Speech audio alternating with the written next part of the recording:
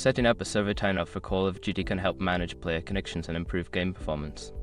Follow these steps to configure the server timeout settings. Step 1. Access server settings. Log into your game's server's control panel. This is typically done through a web browser using the IP address or domain name of your server. Step 2. Locate timeout settings. Once in the control panel, navigate to the Settings or Configuration section. Look for options related to server timeouts or connection settings. Step 3. Adjust timeout duration.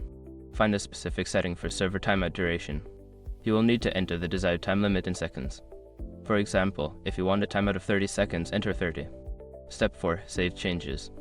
After adjusting the timeout settings, make sure to save your changes. There should be a button or option to apply or save the configuration.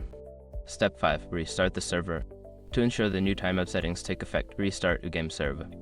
This can usually be done from the control panel with the restart option.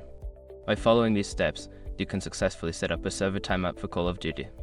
Regularly check your server settings to ensure optimal performance and player experience.